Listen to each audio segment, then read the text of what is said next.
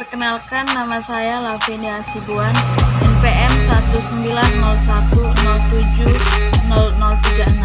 Saya dari Prodi Pendidikan Matematika Stambuk 2019, mata kuliah Profesi Kependidikan. Pengertian sertifikasi secara umum mengacu pada National Commission on Educational Service atau dapat disingkat dengan NCES. Disebutkan, certification is a process whereby the state evaluates dan reviews a teacher candidate. Maksud dari sertifikasi guru adalah proses pemberian sertifikat pendidik kepada guru. Sertifikat pendidik diberikan kepada guru yang telah memenuhi standar profesional guru. Pelaksanaan suatu kegiatan besar secara nasional seperti sertifikat guru ini tentunya mempunyai tujuan dan manfaat bagi guru.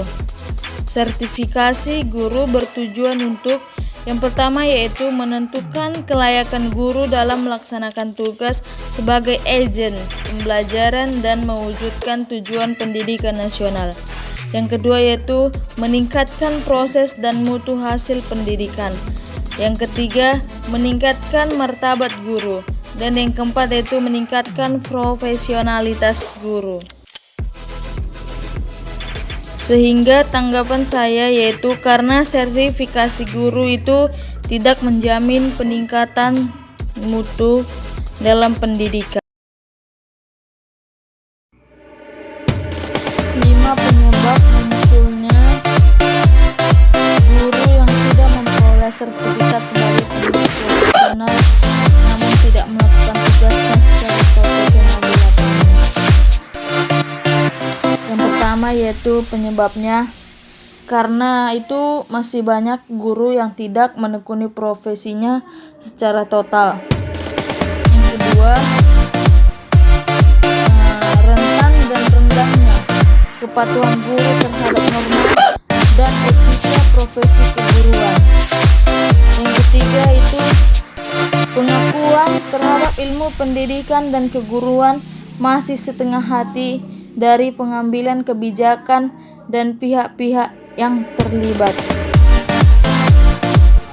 Yang keempat itu masih belum smoothnya perbedaan pendapat tentang proporsi metode ajar yang diberikan kepada calon guru. Yang terakhir itu masih belum berfungsinya PGRI sebagai organisasi profesi yang berupaya secara maksimal meningkatkan profesionalisme anggotanya. 5 langkah strategis yang dilakukan LPTK dalam mendidik mahasiswanya. Yang pertama itu pembenahan proses seleksi calon guru.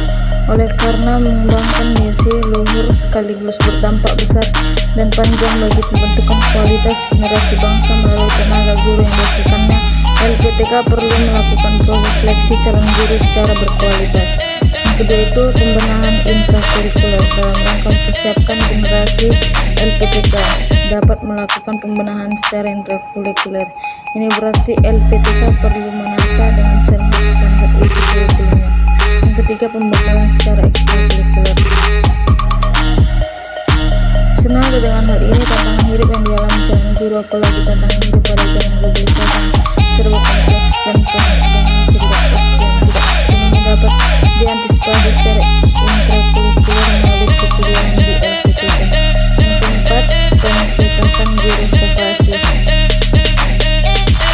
Untuk mengantisipasi peluang munculnya industri kreatif, tentu perlu dikembangkan berbagai program pendidikan vokasi atau sekolah kejuruan. Yang terakhir itu penguatan riset. LPTK dapat memperkuat bidang riset atau penelitian dalam rangka mempersiapkan generasi bangsa Indonesia. Upaya ini menjadi relevan karena alat globalisasi yang dihadapi generasi diwarnai banjiran data. Langkah solutif yang harus dilakukan untuk mengatasi guru yang sudah memperoleh sertifikat sebagai pendidik profesional namun tidak menjalankan tugasnya secara profesional di lapangan. Yang pertama itu mempunyai wawasan luas. Revolusi di bidang ilmu pengetahuan dan teknologi harus terjadi, dan guru hendaknya mengikuti perubahan sesuai peradaban zaman. Dengan demikian, maka guru akan memiliki pengetahuan yang luas dan tidak ketinggalan zaman. Yang kedua, bertahap.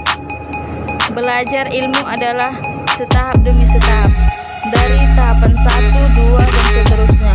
Proses pembelajaran berlangsung step by step, bukan menumpahkan seluruhnya dalam sekali waktu.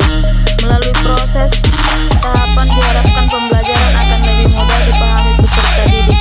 Yang ketiga, mempunyai variasi pendekatan. Dalam proses pembelajaran, guru harus menerapkan pendekatan yang bervariatif, tidak monoton. Misalnya hanya mengandalkan metode ceramah saja. Berbagai macam pendekatan pembelajaran hendaklah dikuasai seorang guru. Yang keempat itu tidak memalingkan materi pembelajaran. Dalam mengajar haruslah jelas arah dan tujuan yang akan dicapai, tidak bercampur aduk tanpa arah dan tujuan yang jelas. Yang terakhir itu tidak perlu menekan atau memaksa. Seorang guru harus berusaha mengajar secara alami tanpa memaksakan kehendak kepada peserta didiknya.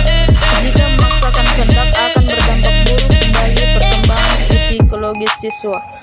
Terima kasih.